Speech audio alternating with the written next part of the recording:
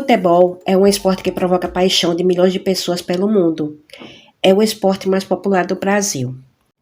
Representa uma das atividades mais lucrativas do mundo, movimentando bilhões de dólares. Por isso desperta o sonho de uma infinidade de crianças, adolescentes e jovens de classes mais baixas de se tornar jogador profissional de futebol, em busca de melhores condições de vida. O garoto bom de bola passa a ser a esperança da família projetada no sonho de seguir carreira de jogador de futebol em um grande time.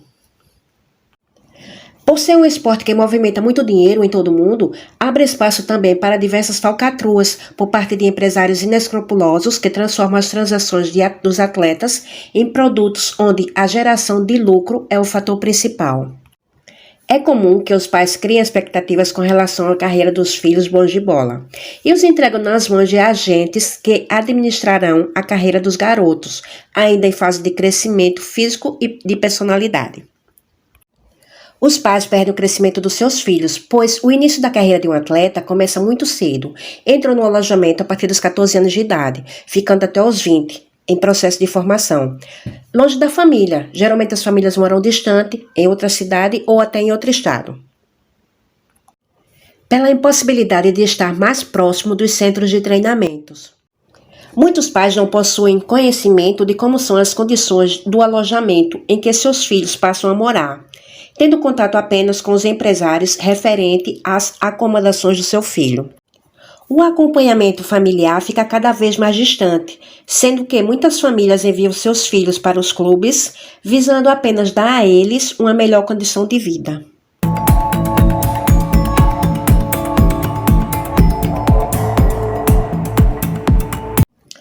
No dia 2 de fevereiro de 2019, 10 jogadores de base do Flamengo, com idade entre 14 e 16 anos, perderam a vida em um incêndio no Ninho do Urubu, alojamento do clube. Eram garotos de diferentes estados e terminava ali o sonho de uma carreira, talvez promissora.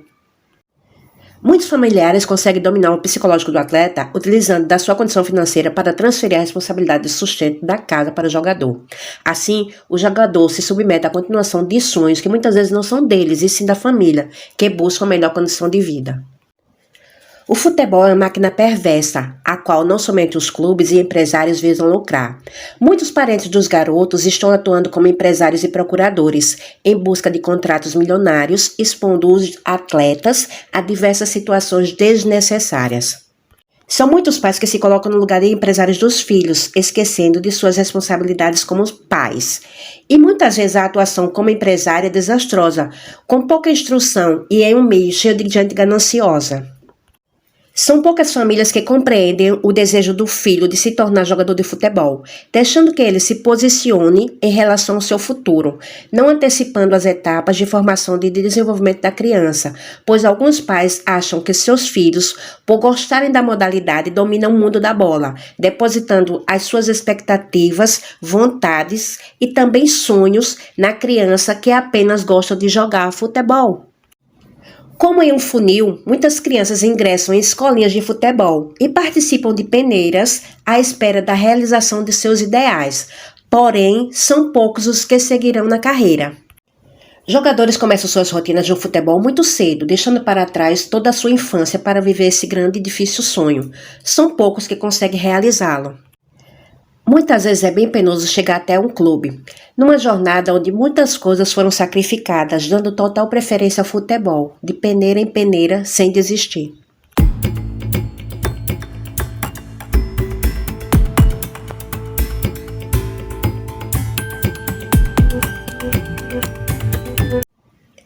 Vários motivos levam um atleta a ser dispensado. Quando ele possui um nível técnico elevado dos demais atletas dentro de campo, não há razão para a sua dispensa. A falta de rendimento dentro de campo e fatores extracampo também influenciam na tomada de decisão da comissão técnica referente ao desligamento de um jogador das categorias de base. Como será que fica a cabeça de um adolescente que perdeu o sonho de ser jogador de futebol? É feito algum trabalho em cima disso? Os garotos muitas vezes são super expostos na mídia, sem que ninguém se preocupe com a blindagem de um ser ainda imaturo. É bem comum também esses meninos vivenciarem assédio, para não falar abuso. Robinho e Diego surgiram como os meninos do Santos no início dos anos 2000. Foram campeões do Brasileirão em 2002 e logo partiram para uma carreira fora dos gramados brasileiros. Foram jogar na Europa, Robinho na Espanha e Diego na Alemanha. Robinho encerrou sua carreira envolvido num escândalo sexual internacional, enquanto Diego encerrou sua carreira sem envolvimento em escândalos e de forma decente pelo Flamengo. Na década de 2010, surgiram outros meninos da Vila Belmiro, entre eles Neymar e Paulo Henrique Ganso. Os dois jogavam com muita qualidade. Mas é justo que num esporte coletivo, um ou outro jogador mereça todo o destaque na mídia? Isso não acaba prejudicando a equipe quando todos se esforçam por um bom resultado no jogo? Desde novo, Neymar sempre se envolveu em polêmica. Em 2010, se recusou a entregar ovos de Páscoa para crianças em uma ação de caridade para uma instituição espírita. Naquele ano, o jogador ainda foi pivô de uma briga com o técnico do Santos, Dorival Júnior. O técnico foi demitido e os dirigentes foram criticados por atender aos caprichos de um garoto mimado.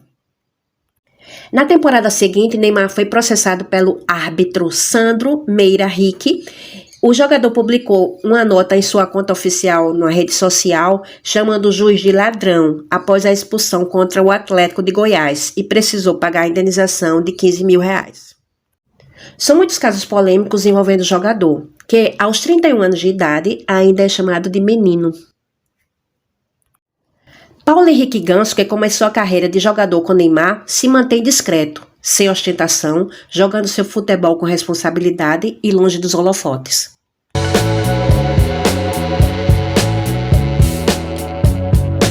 O ex-atacante da seleção brasileira Kaká tem uma história que difere da maioria dos jogadores do Brasil. Filho de um engenheiro e uma professora, cresceu sem as dificuldades financeiras tão comuns para a maioria dos jogadores.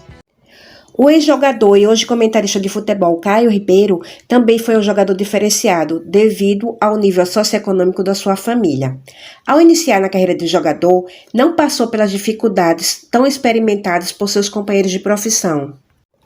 A carreira de jogador de futebol é muito curta. A vida profissional, muitas vezes marcada por graves lesões ou por falta de rendimento físico, normalmente é encerrada antes dos 40 anos de idade. Lidar com o dinheiro exige do jogador muita sensatez para não cair nas tentações que a fama proporciona, como os sugadores, os chamados de amigos, empresários e os envolvimentos afetivos.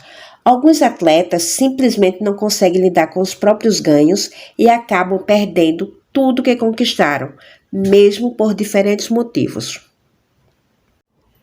Perivaldo foi um jogador de destaque no Botafogo nas décadas de 70 e 80, um jogador que acabou perdendo tudo que conquistou no futebol. Chegou a ganhar milhões em sua passagem por um time de futebol na Coreia do Sul. Não soube administrar bem as suas finanças e acabou indo à falência. Em 2013, o ex-jogador foi encontrado dormindo no chão de uma praça nas ruas de Portugal. Faleceu em 2017, vítima de pneumonia. Marcelinho Paraíba, que foi destaque no Grêmio em 2001, jogou no Hertha Berlim da Alemanha, no São Paulo Futebol Clube e até na seleção brasileira. A fortuna que acumulou na carreira gastou com festa de valores altos e custeando moradia de amigos na Alemanha, chegando a bancar 16 pessoas, segundo a afirmação do próprio Marcelinho. O ex-atacante Miller, ídolo do São Paulo e tetracampeão mundial com a seleção brasileira na Copa de 94, também perdeu muito dinheiro depois de se aposentar do futebol. Não organizou bem as finanças e foi à falência. O ex-jogador admitiu em entrevista que fez muita bobagem, gastando tudo com besteira, mulher e carros. Tudo vaidade pessoal. Os amigos de ocasião estão sempre presentes para aproveitar de um sujeito que não pensa no futuro. Ailton Gonçalves, o queixada, ex-atacante do Werder Bremen da Alemanha na temporada 2003-2004, chegou a pagar 100 mil euros mensais em roupas, algo em torno de 534 mil reais. Acabou fazendo investimentos errados e perdendo toda a sua fortuna. Hoje, vive uma vida bem humilde ao lado de sua mulher. O senegalês Sadio Mané, que foi um dos principais destaques do Liverpool na conquista da Liga dos Campeões 2018-2019 e hoje joga no Al Nassr da Arábia Saudita, gasta parte do seu salário em ações sociais para ajudar as pessoas necessitadas do seu país, lembrando das dificuldades da sua infância. Numa entrevista a um site de notícias do Senegal, o jogador questiona sobre a necessidade de ter 10 Ferraris, 20 relógios com diamantes, 2 aviões. O que isso faria pelo mundo? Indagou ele. Prefere construir escolas e oferecer comida e roupa às pessoas pobres a ter que gastar com bens que simbolizam pura ostentação. Vou ficando por aqui. Um grande abraço e até a próxima!